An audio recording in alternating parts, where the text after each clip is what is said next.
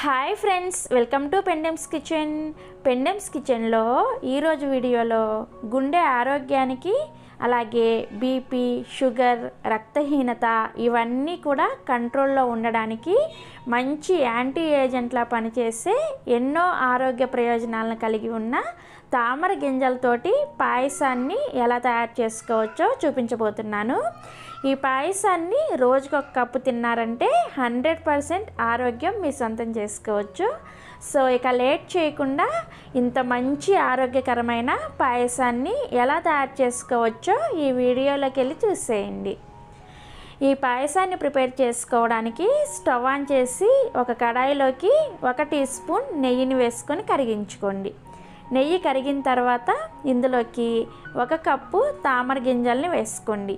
వీటినే ఫూల్ మఖానా అంటారనమాట. ఇవి ఏ సూపర్ మార్కెట్లో అయినా సరే లేదంటే ఆన్లైన్లో అయినా సరే ఈజీగా అవైలబుల్గా దొరుకుతాయి. వీటిని లో ఫ్లేమ్లోనే 2-3 నిమిషాల పాటు కొద్దిగా లైట్గా రంగు మారే వరకు అండ్ క్రిస్పీగా అయ్యే వరకు కలుపుకుంటూ ఫ్రై చేసుకోవాలి. ఇవి ఇలా కొద్దిగా లైట్గా రంగు మారిన తర్వాత ఒక ప్లేట్లోకి వేసుకొని రెడీగా పక్కన పెట్టుకోండి.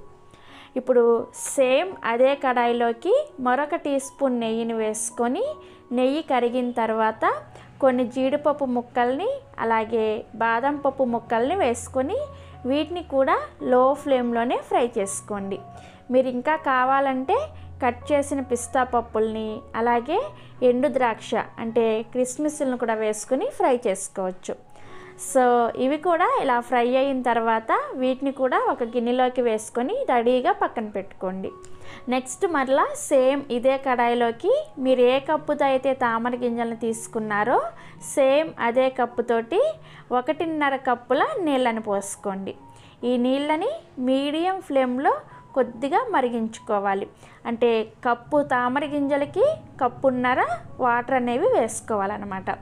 చూడండి, ఇక్కడ వీడియో క్లిప్లో చూపిస్తున్న విధంగా నీళ్ళు ఇలా మరగడం స్టార్ట్ అయ్యేటప్పుడే ఇందులోకి 1/2 కప్పు సగ్గుబియ్యాన్ని వేసుకోండి. నేను ఇక్కడ కొద్దిగా చిన్నగా ఉండే సగ్గుబియ్యాన్ని వేసుకుంటున్నాను. మీరు కావాలంటే లావుగా ఉండే సగ్గుబియ్యాన్ని కూడా వేసుకోవచ్చు. ఈ సగ్గుబియ్యాన్ని లో టు మీడియం ఫ్లేమ్లో కలుపుకుంటూ ట్రాన్స్పరెంట్గా వచ్చేంత వరకు ఒక 4 నుంచి 5 నిమిషాల పాటు ఉడికించుకోవాలి. 4-5 నిమిషాల తర్వాత చూడండి, మనకి సగ్గుబియ్యం ఈ విధంగా ట్రాన్స్పరెంట్గా ఉడికిపోతాయి. ఇప్పుడు ఇందులోకి 1.5 కప్పుల పాలని పోసుకోవాలి. ఇక్కడ మీరు కాచి చల్లార్చిన పాలనైనా పోసుకోవచ్చు, లేకపోతే పచ్చి పాలైనా సరే వేసుకోవచ్చు. నేనైతే ఇక్కడ కాచి చల్లార్చిన పాలను వేసుకున్నాను. అండ్ అలానే మీరు తీసుకున్న పాలనేవి వెన్న శాతం ఎక్కువగా ఉండే ఫుల్ క్రీమ్ మిల్క్ అయితే మనం చేసుకోబోయే పాయసం అనేది మరింత రుచిగా చాలా అంటే చాలా బాగుంటుందన్నమాట. సో కొలతల్ని ఒకసారి మళ్ళీ చెప్తాను చూడండి. 1 కప్పు పూల్ మఖానీకి 1.5 కప్పుల నీళ్ళు, 1/2 కప్పు సగ్గుబియ్యం అండ్ 1.5 కప్పుల పాలను పోసుకున్నాం అన్నమాట. సో ఇలా పాలను కూడా పోసుకున్న తర్వాత ఈ పాలల్లో కూడా సగ్గుబియ్యాన్ని ఒక 3-4 నిమిషాల పాటు కలుపుకుంటూ ఉడికించుకోవాలి. సో ఇలా సగ్గుబియ్యాన్ని పాలల్లో కూడా బాగా ఉడికించుకున్న తర్వాత ఇప్పుడు ఇందులోకి మనం ముందుగానే నెయ్యిలో వేయించుకొని పక్కన పెట్టుకున్న పూల్ మఖానా అంటే తామర గింజలు ఉన్నాయి కదా, వాటిని వేసుకోండి. తామర గింజల్ని వేసుకున్న తర్వాత స్టవ్ని సిమ్లో పెట్టుకొని వీటిని కలుపుకుంటూ ఇవి ఉడికేంత వరకు కూడా అడుగు నుంచి ఈ విధంగా కలుపుకుంటూ ఒక 4-5 నిమిషాల పాటు ఉడికించుకోవాలి. సో ఇలా ఒక 5 నిమిషాల పాటు పూల్ మఖానాని అంటే తామర గింజల్ని ఉడికించుకున్నారంటే చూసారా, ఇవి ఇలా చక్కగా మెత్తగా ఉడికిపోతాయి. పెద్దగా టైం ఏం పట్టదు, జస్ట్ ఒక 5 నిమిషాలకే మనకి ఇలా చక్కగా ఉడికిపోతాయి అన్నమాట. సో పూల్ మఖానా ఇలా మెత్తగా అయిన తర్వాత ఇందులోకి 1/2 కప్పు పంచదారని వేసుకోండి. మీకు పంచదార వేసుకోవడం ఇష్టం లేకపోతే బెల్లం అయినా సరే వేసుకోవచ్చు. ఒకవేళ మీరు బెల్లం వేసుకునేటట్లయితే చివర్లో స్టవ్ ఆఫ్ చేసిన తర్వాత బెల్లాన్ని తురుముకొని వేసుకోండి. సో ఇలా పంచదార వేసిన తర్వాత ఇది పూర్తిగా కరిగిపోయే వరకు కలుపుకుంటూ ఉడికించుకోవాలి.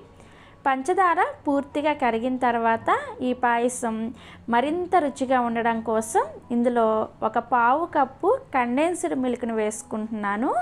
మీ దగ్గర ఒకవేళ కండెన్స్డ్ మిల్క్ లేకపోతే ఇందాక మనం పావు కప్పు పంచదారని వేసుకున్న ప్లేస్లో ఒక అరకప్పు వరకు పంచదారని వేసుకోండి. లేదంటే మీరు తినే తీపికి తగ్గట్టుగా పంచదారని అడ్జస్ట్ చేసుకొని వేసుకోవచ్చు. సో ఇలా కండెన్స్డ్ మిల్క్ని వేసుకున్న తర్వాత ఒకసారి బాగా కలుపుకొని ఇందులోకి ఒక 6-7 రెబ్బల కుంకుమ పువ్వుని వేసుకోండి.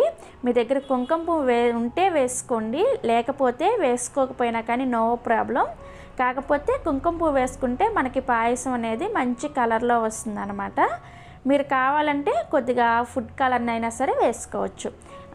ఈ ఫుడ్ కలర్ అనేది కూడా ఆప్షనల్, మీ దగ్గర ఉంటే వేసుకోండి, లేకపోయినా కానీ నో ప్రాబ్లం. నెక్స్ట్ ఇందులోకి 1 టీ స్పూన్ యాలకుల పొడి, అలాగే మనం ముందుగానే ఫ్రై చేసి పక్కన పెట్టుకున్న జీడిపప్పు బాదం పప్పు ముక్కలను కూడా వేసుకోండి.